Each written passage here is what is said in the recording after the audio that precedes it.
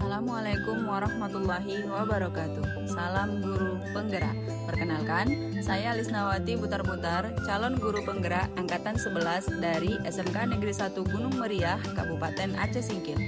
Dalam kesempatan ini, saya akan memaparkan kesimpulan dan refleksi pemikiran Ki Hajar Dewantara. Pengajaran dan pendidikan merupakan dua hal yang berbeda tetapi tidak terpisahkan.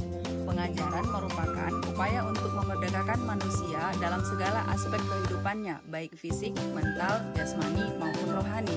Sedangkan pendidikan merupakan upaya untuk memajukan bertumbuhnya pendidikan budi pekerti atau kekuatan batin dan karakter, pemikiran, serta tubuh anak, dengan tujuan membentuk budi pekerti yang halus, meningkatkan kecerdasan otak, dan mendapatkan kesehatan badan. Filosofi pendidikan. Ki Hajar Dewantara mengibaratkan guru sebagai seorang petani. Murid diibaratkan seperti biji tumbuhan yang disemai dan ditanam oleh Pak Tani. Misalnya, biji padi. Bila biji padi ditempatkan di tanah yang subur dengan mendapatkan sinar matahari dan pengairan yang baik, maka meskipun bibit padi tersebut kurang baik atau kurang berkualitas, akan tumbuh dengan baik karena mendapatkan perhatian dan perawatan dari Pak Tani tanpa merubah kodrat padi tersebut. Kodrat alam dan kodrat zaman. Dalam pembelajaran, memahami dan memperhatikan kodrat alam maupun kodrat zaman peserta didik merupakan kunci untuk menciptakan anak yang memiliki kemampuan di bidang pengetahuan maupun teknologi dan berbudi pekerti luhur. Kodrat alam mengacu pada minat bakat dan potensi yang dibawa oleh setiap anak sejak lahir. Kodrat zaman mengacu pada keadaan, kondisi, dan karakteristik anak yang mengikuti perkembangan zaman.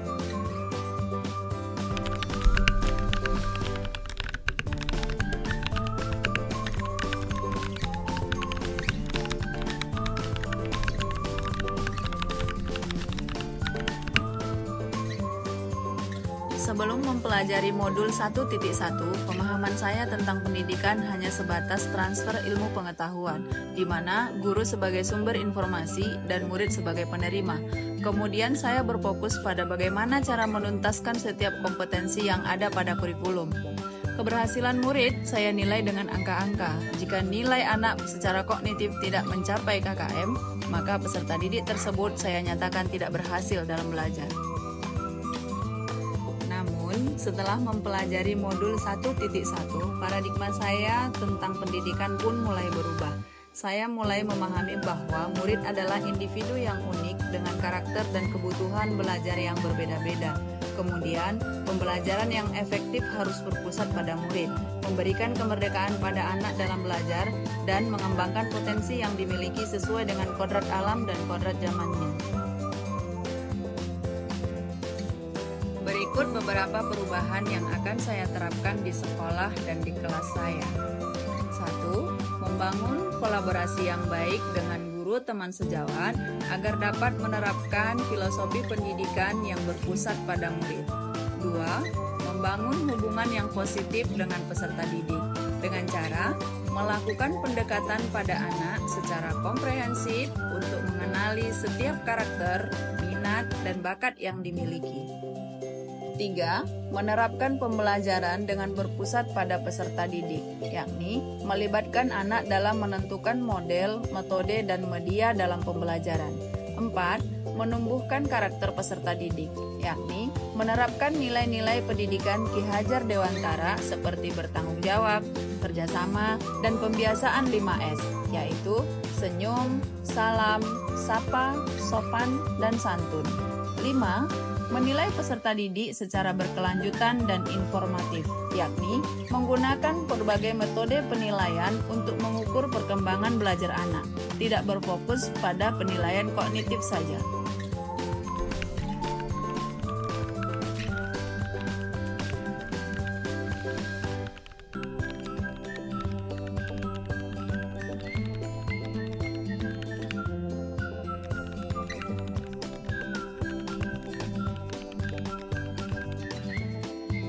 Nilai-nilai sosiokultural dalam pembelajaran yang sesuai dengan pemikiran Ki Hajar Dewantara.